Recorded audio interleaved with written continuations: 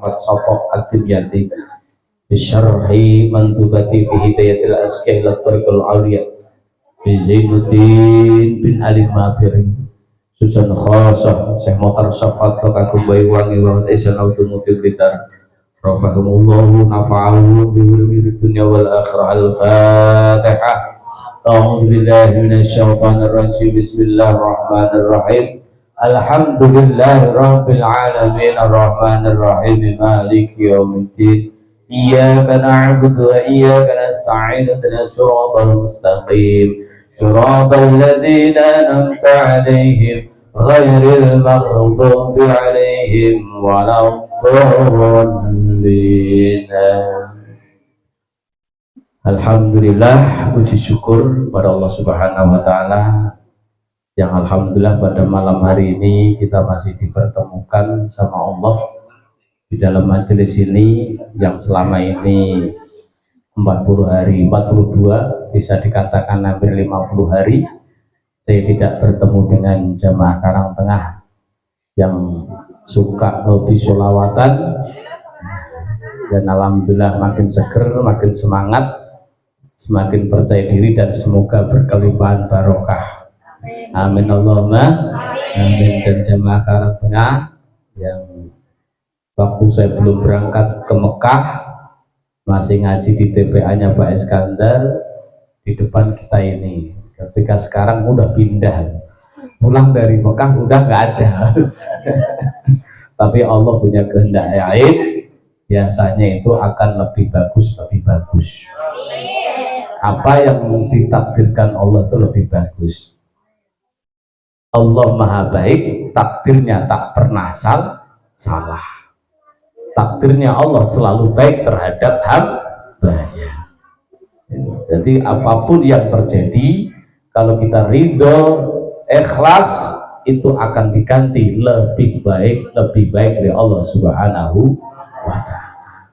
Apapun, semoga panjenengan semuanya yang hadir di malam hari ini, wabil khusus Bapak Iskandar yang terhormat dan Bapak Haji Bambang, semoga diberikan yang lebih bagus menurut Allah Subhanahu wa ta'ala. Amin ya rabbal alamin.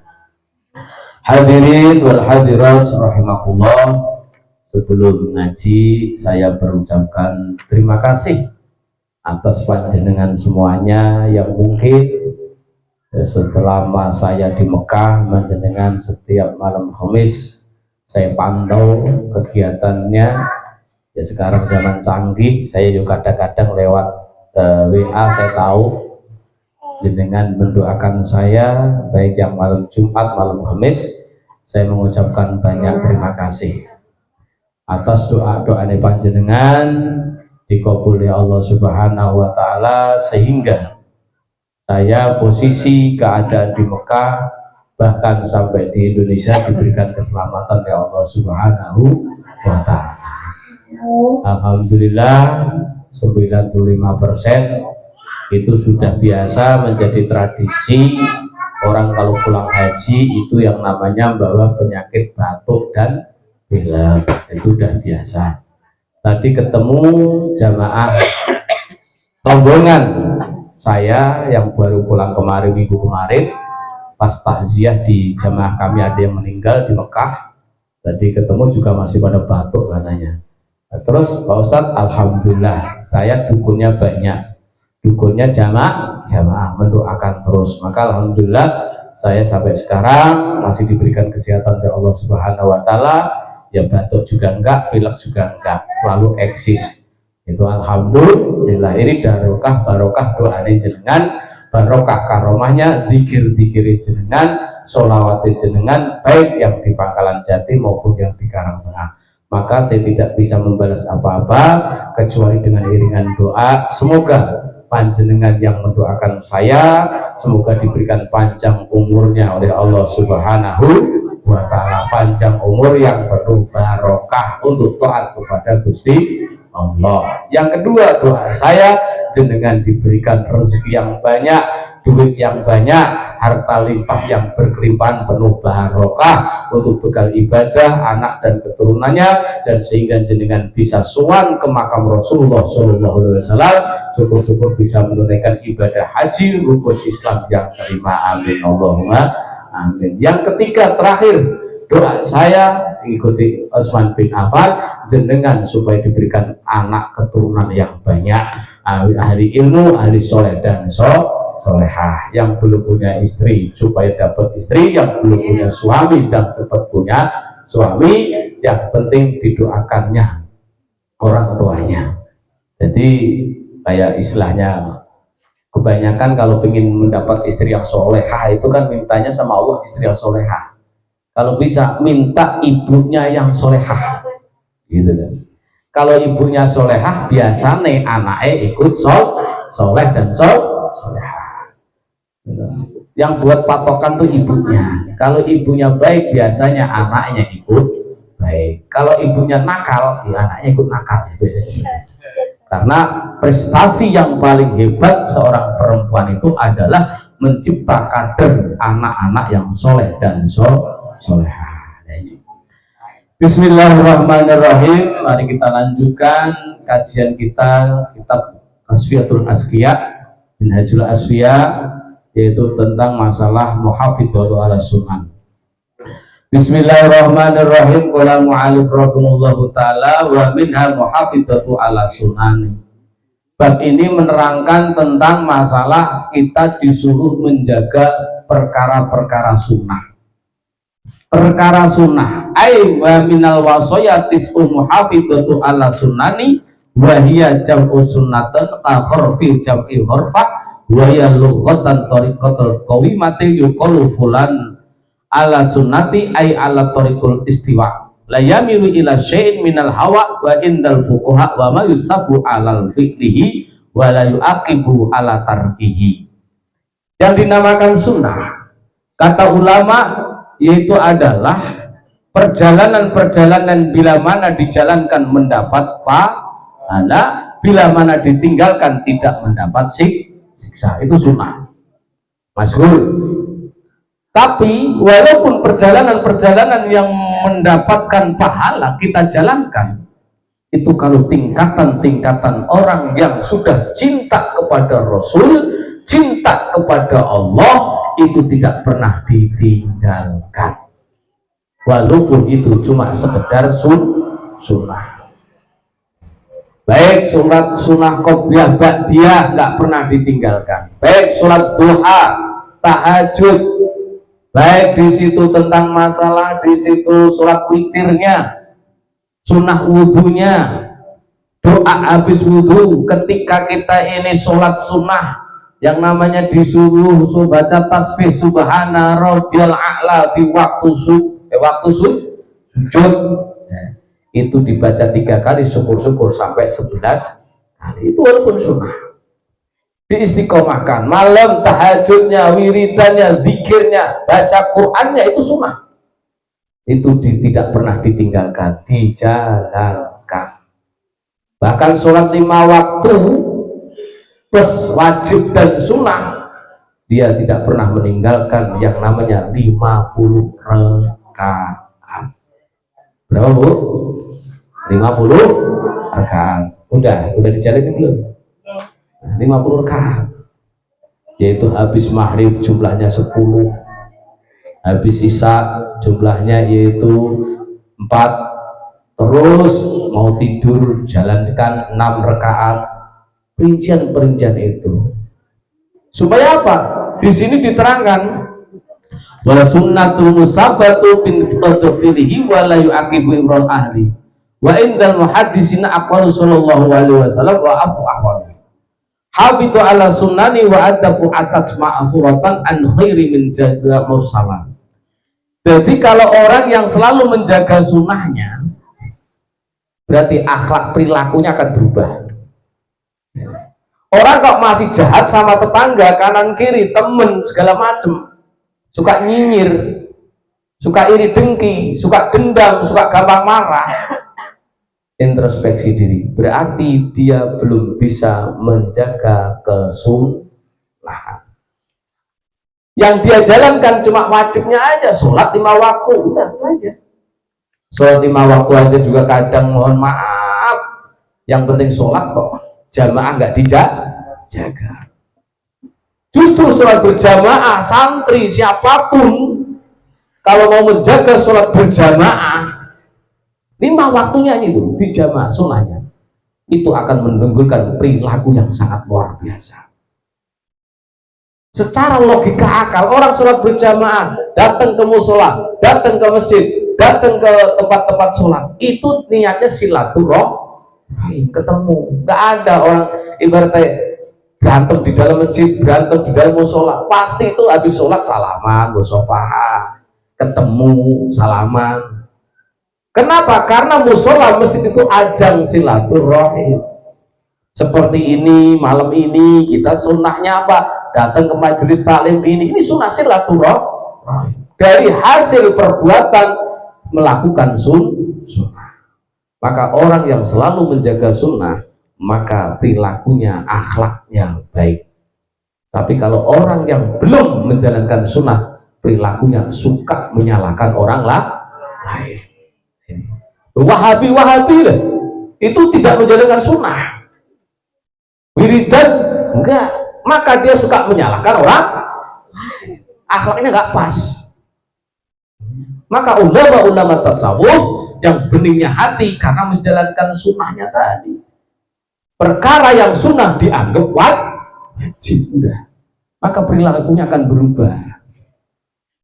Kalau cuma mengandalkan wajibnya aja, lama berubahnya akhlak kita ini, sopan santun kita jauh di mata Allah, apalagi di mata manusia sangat jauh. Masih ada sifat dendam, iri dengki, wis buat tingkatannya ustadz, tingkatannya kiai. Kalau tidak bisa menjalankan sunnahnya, pasti ada sifat iri dan dengki, sifat dendam. Kenapa? Karena sunnahnya sering ditinggalkan. Ngaku cinta kepada Rasul, itu harus menjalankan sunnahnya Rasulullah Shallallahu Alaihi Wasallam. Dengan cinta kok. Cinta itu namanya cinta, disuruh apa? Dijalankan. Kalau Mbak Nur ini misalkan ngaku cinta sama istrinya minta bakso nggak dibeliin, bohong berarti cintanya. Kalau istrinya minta apa? Beliin. Kalau saya juga diminta istri, saya beliin. Minta di Mekah, ya beli ini ya, walaupun berapa, beli demi cinta. Lah kalau nggak cinta nggak saya beliin lah, ngapain? Tanda-tanda cinta ini melakukan apa yang sudah diperintahkan kepada orang yang kita cintai. Itu tanda-tanda cinta. Kita ngaku cinta kepada Rasulullah SAW. Ayo jalankan apa yang sudah diperintah oleh Rasulullah SAW. Jaga sunnahnya. Itu akhlak akan berkembang. Al-khair majalah. Yakni hafitu ayyuhas salik thalibul ridullah al-muta'assib ta'atillah wa taqwahu ala sunani wa adabi atas maksuratan an khairul mursalin sallallahu alaihi wasallam wa ala alihi wa ajma'in. Di anna kulli wahidin minha taksiran fi tanbirul qulub wa sirran. Sering melakukan sunnah, kata Gusti Kanjeng Nabi Muhammad sallallahu alaihi wasallam. Di situ diterangkan li anna li kulli wahidin minha taksiran fi tanbirul qulub. Orang yang selalu melakukan kesunahan, hatinya akan terang. Tapi kalau orang yang suka meremehkan kesunahan, hatinya akan gelap. Misalkan, ya. Waktu itu gunakan. Ketika ada orang yang di situ jenggoten umpamanya, jenggoten, orang kok jenggoten kayak kambing, umpamanya. Berarti meremehkan itu sunnah Rasulullah Shallallahu Alaihi Wasallam. Tapi kalau kita ada orang yang nggak jenggoten, kita juga nggak boleh. Orang kalau nggak jenggoten berarti nggak sunnah, juga nggak boleh gitu. Karena apa? Dia nggak jenggoten karena mungkin juga kurang pas, malu. Ibaratnya. Ini contoh lagi, imamah. Serban yang diudung-udungin itu namanya imamah. Itu sunnah Rasulullah Shallallahu Alaihi Wasallam. Tapi di mana tempatnya? Kalau orang Indonesia ini secara penafsiran saya sendiri nih, ya, penafsiran saya, dan saya punya guru juga. Nih, orang yang pakai serban itu kan kadang cuma di sebelah ini kan, itu menandakan ustadz itu baru bisa baca Al-Quran. Ada loh, ada filosofinya ini. Kan ada ustadz yang pakai serban cuma di sebelah. Nah, kalau sudah dikalungkan, dia menjalankan Al-Quran dan hadis. Tuh, ada filosofinya, nggak main asal pakai. Terus yang kalau sudah di seperti ini namanya khalwat. Ini nutupin leher. Lehernya jangan sampai dilihat orang lain. Lehernya orang laki aja malu dilihat orang lain, apalagi perempuan. Nah, ini tanda. Terus ada kalanya yang pakai apa itu? Imamah diubel-ubel ini lah, diputar-putar. Itu filosofinya itu adalah dia ngalim kitab. Banyak kitab-kitab yang sudah dia pahami dan dia amalkan. Lah kalau belum memahami kitab-kitab dan mempraktekkan kitab-kitab, jangan sekali-kali pakai imamah, diketawain kucing. Diketawain kucing. Mohon maaf. Ya, saya juga pernah ngalamin juga. Cuma saya mendengar cerita kisah dari Gus Alkaf. Ya, Gus Alkaf itu lagi salaman, lagi baru-barunya turun dari pesantren, terus main ke tempat temennya, suruh ngisi acara Isra Mi'raj. Di sampingnya pakai imamah. Dia pertama kali pidato gemeteran, grogi. Kenapa? Karena di sampingnya pakai imamah. Oh, seorang alim alamah, gemeteran. Nah, giliran sudah selesai ceramahnya Gus Alkaf, salaman sama yang di sebelahnya. Ternyata salaman baunya pesing. Ya gak lama Gus Alkaf itu tanya sama yang punya rumah temennya, Mas, tadi itu siapa sih? Itu orang gila. Orang gila. Berarti ternyata orang gila pakai imamah. Pantesan baunya pesing, kata Gus Alkaf seperti itu. Dan saya sendiri juga pernah salaman, tak kirain Habib, ternyata Kabib. Ya memang hidungnya mancung, orangnya tinggi pakai imamah. Ya. Ngomongnya juga Habib, saya Habib Asghar. Nah, ini loh, ya Allah, oknum ini ternyata. Ya saya hormatin dulu tuh. Tapi tak lihat dari perilakunya itu tidak mencerminkan Habib. Dia ternyata mencerminkan Kabib. Orang-orang ngaku-ngaku Habib. Ya, ini pakai imamah. Ternyata dia nggak ngerti. Das, nuwun sewu, ibaratnya kita nggak ngerti. Betul. Maka orang-orang kampung, kiai-kiai kampung itu kalau benar-benar belum bisa menjalankan, mempraktekkan sunnahnya, dia tidak berani memakai yang Anda membuat derajatnya tinggi seperti itu. Jadi menjaga sunnah itu penting.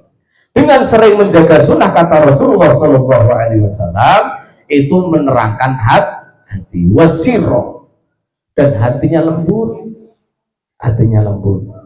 Lembutnya itu ya nggak gampang marah, dicubit kayak apa nggak marah. Saya alhamdulillah memang disuruh waktu haji itu wastabir, ya, wastabir disuruh sabar. Orang haji kalau nggak sabar berantem mulu, ngeluh mulu, gedumul mulu.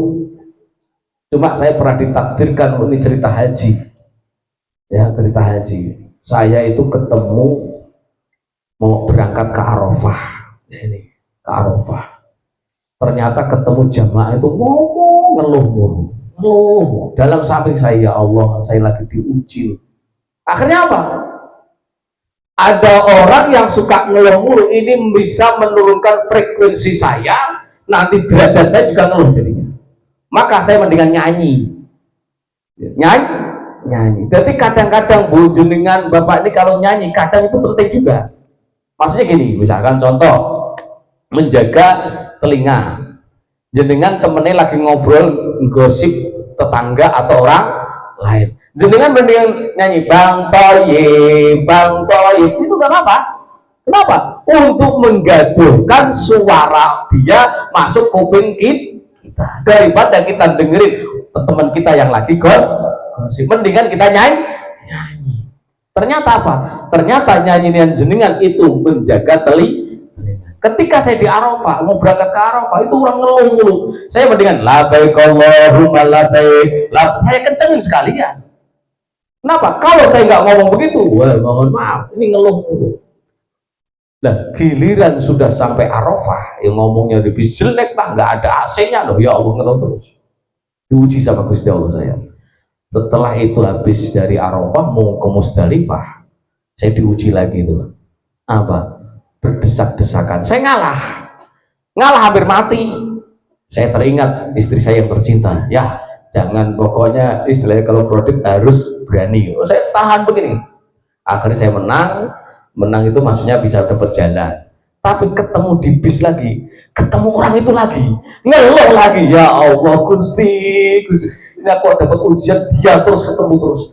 Ya akhirnya saya bilang, labbaik Allahumma labbaik aja. Berarti dikira ngecek. Nah, sudah sampai Mina, ya, itu kloternya sama, tapi rombongan beda.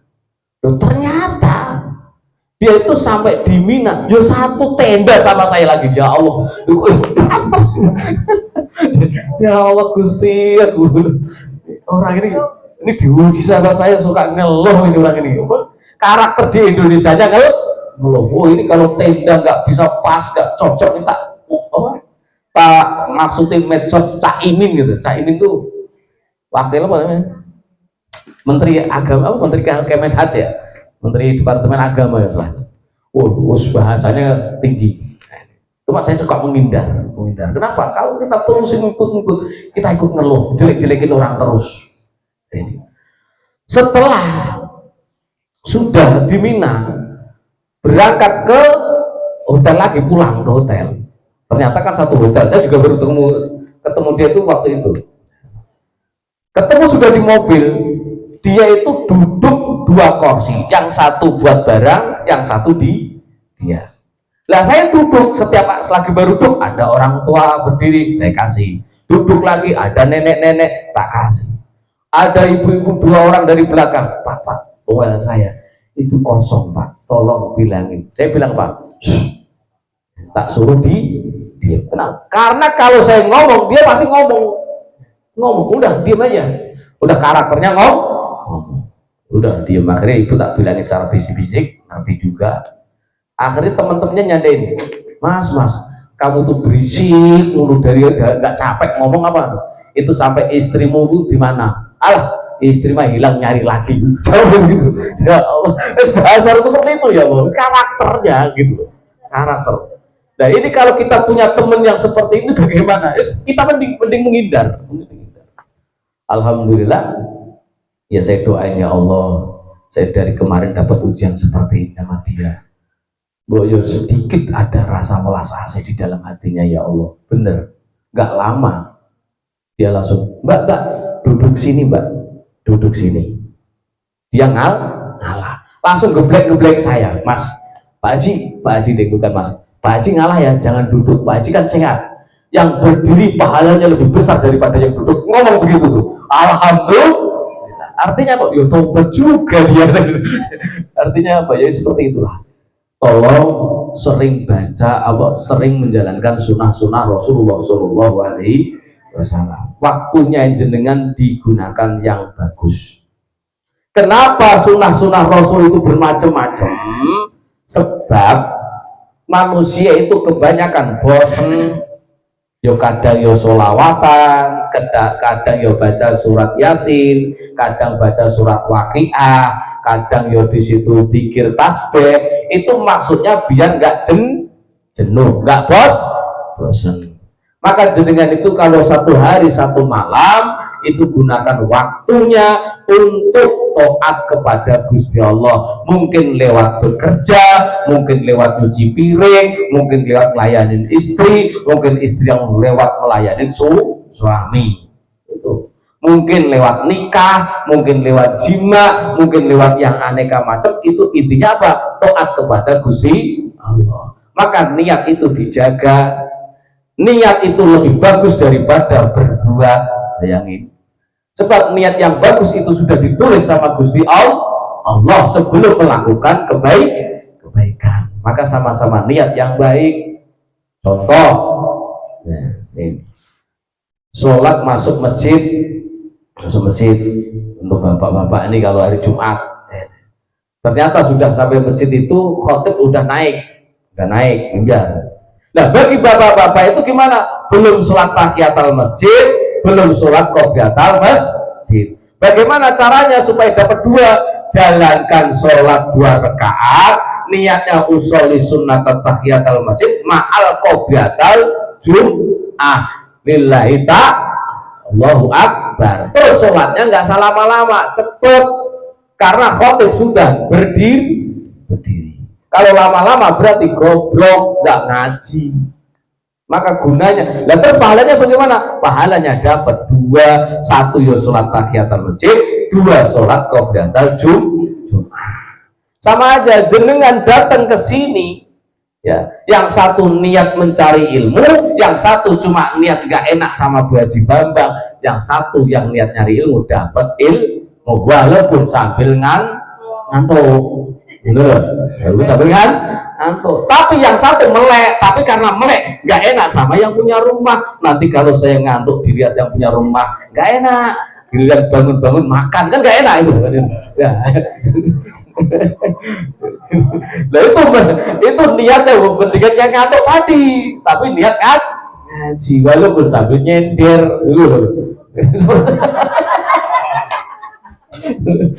Gak apa-apa asal niatnya kan.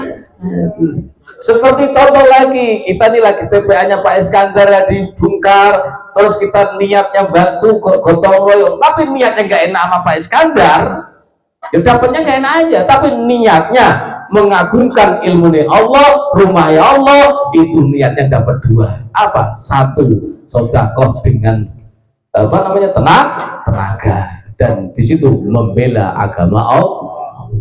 Maka niat itu penting. Waktu gunakan. Yo kadang yo bekerja, kadang yo zikir, kadang yo baca Quran. Kalau bisa syukur-syukur baca Quran itu tiap malam, walaupun seayat atau 2 ayat. Kalau malam baca Quran enggak nih? Belum. Baca apa? Baca Quran. Ya, baca Quran.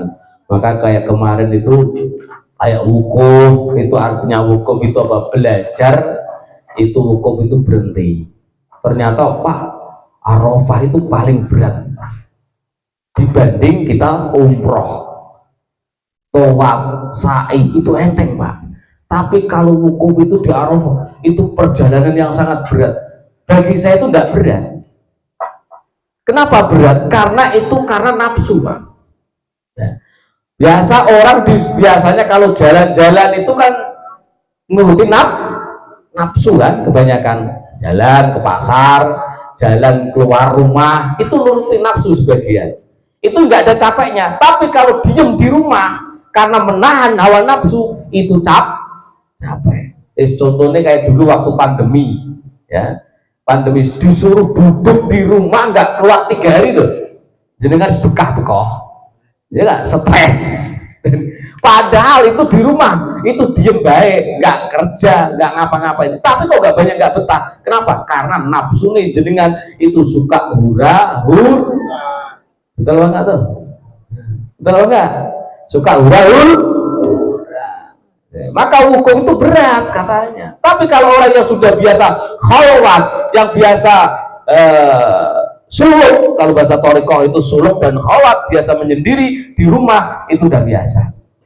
Contoh, udah 3 hari 3 malam di kamar zikir, biasa. Di wukuf juga sama. Di wukuf itu disuruh diem, introspeksi diri, muhasabah. Apa muhasabahnya? minimal muhasabah diri kita. Ya Allah, saya punya istri, ternyata istri saya sia-siakan. Nggak sholat tak biarin aja, nggak ngajing tak biarin aja. Ya Allah, ternyata dosa. Ya Allah, dulu saya pengen punya anak, tapi giliran sudah punya anak nggak ngaji tak biarin. Ya Allah, ya Allah, itu ternyata dosa. Setelah ini ya Allah, tolong berikan kekuatan saya dan berikan hidayah kepada anak saya supaya rajin ibadah, rajin sholat, rajinnya. Ya Allah, dulu saya ingin punya teman tetangga ya Allah, tapi giliran sudah punya tetangga, ternyata saya sering acuh-acuhan sama tetangga. Ternyata itu dosa ya Allah, ampuni saya ya Allah. Di waktu wukuf, itu waktu di Mekah. Nah di Indonesia sama. Ketika malam hari jenengan itu wukuf, berhenti sejenak sebelum tidur, mengintrospeksi diri, muhasabah kepada Gusti Allah. Ya Allah, saya punya suami, saya sebagai istri belum bisa melayani suami saya dengan baik, belum bisa membuat kopi atau melayani segala apapun yang bikin suami saya bangga. Tapi saya ya Allah berikan kekuatan bisa melayani suami saya bangga dan bahagiakan suami saya ya Allah. Saya sebagai manusia tidak bisa membahagiakan suami, tapi saya mohon kepada Engkau. Sebaliknya juga sama. Suami mendoakan ya Allah, saya sebagai suami sama. Ya Allah, saya sebagai ayah ternyata belum bisa membahagiakan anak saya. Saya minta kepadamu ya Allah, bahagiakan anak saya, cukupi kebutuhannya anak lewat saya, rezekinya lewat saya. Itu yang anak sama ya Allah, saya diberikan kecukupan sama bapak saya, doakan bapaknya, introspeksi gitu terus. Itu pasti sedikit demi sedikit air mata akan keluar. Ternyata kita apa yang kita lakukan banyak kekurangan di hadapan Allah Subhanahu wa Ta'ala. Ini wukuf. Orang yang suka wukuf, yang suka muhasabah, maka Arafah itu akan melihat Allah. Maka di Arafah itu kebanyakan bisa melihat Allah. Artinya introspeksi diri, mengakui kesalahannya, minta kekuatan sama Gusti Allah Subhanahu wa Ta'ala. Belum perjalanan Mina dan segala macam. Sekarang itu yang haji. Kalau kita kan belum sempat, yaudah belajar di rumah, wukuf, zikir semampunya.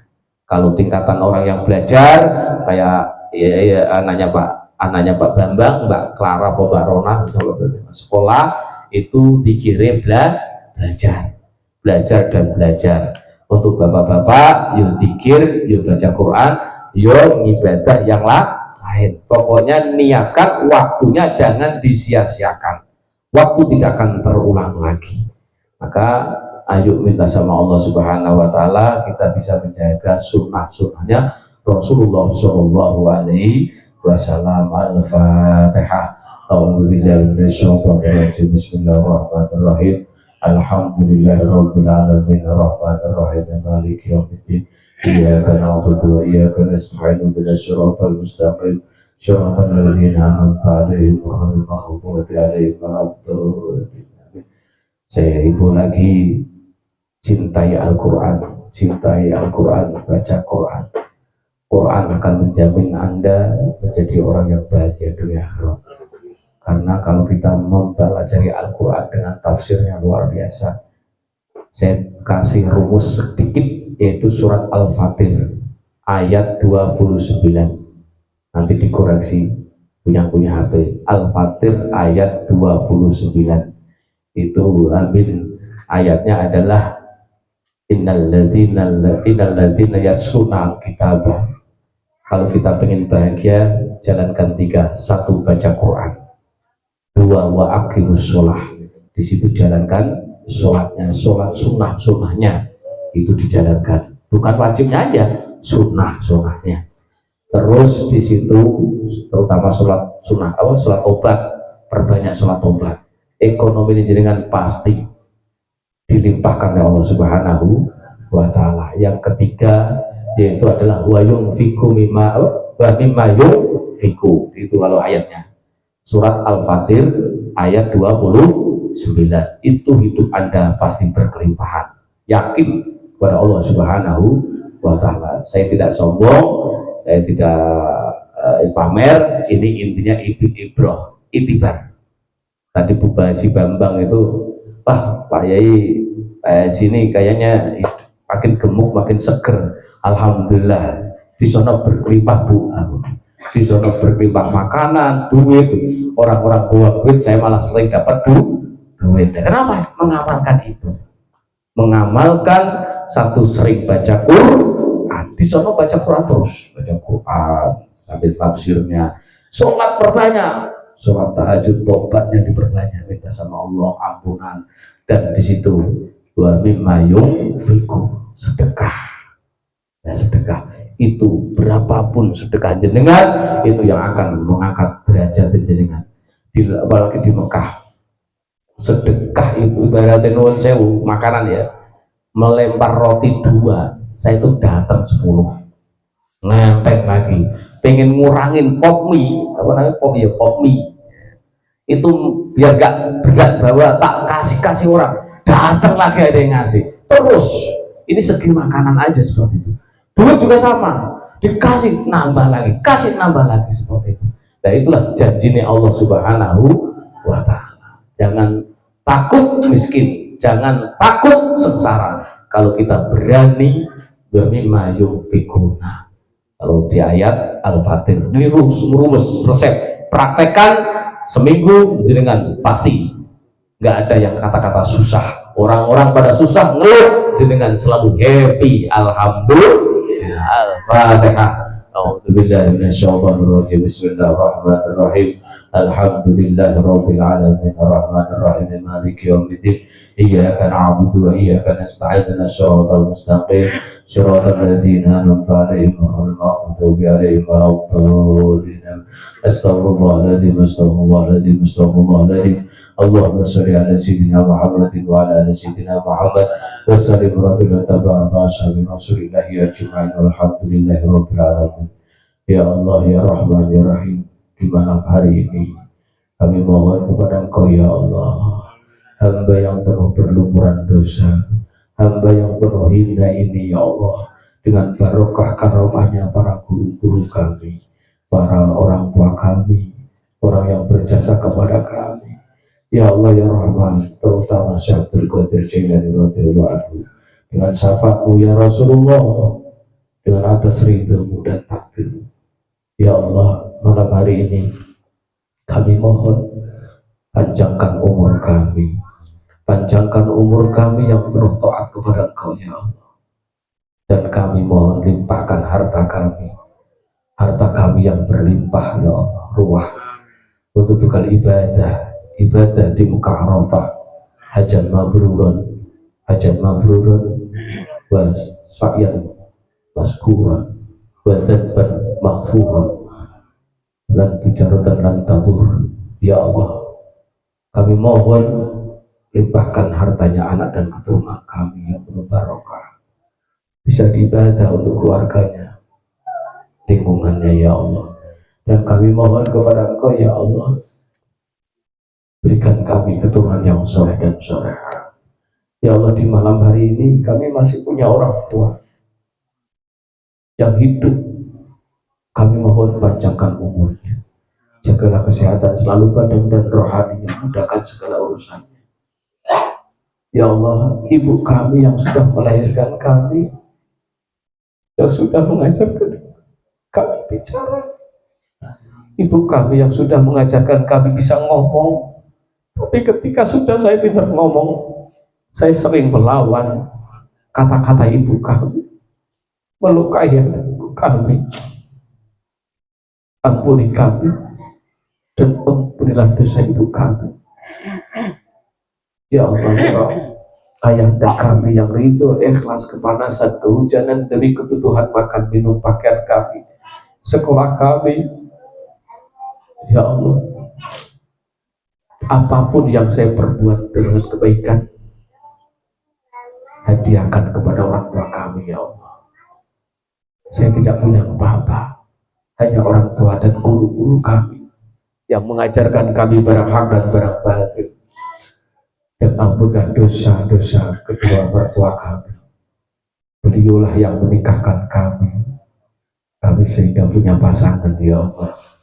Ya Rahman ya Rahim, Kami belum bisa membahagiakan mereka. Bahagiakanlah mereka ya Allah.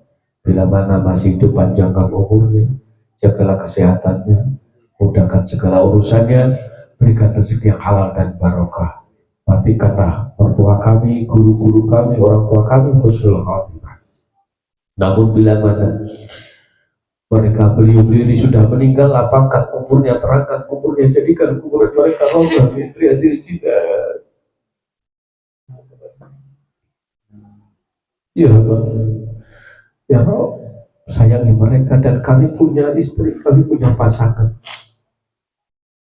Jadikan pasangan kami orang yang ahli ilmu dan ahli soleh-soleh. Bahagiakanlah pasangan kami.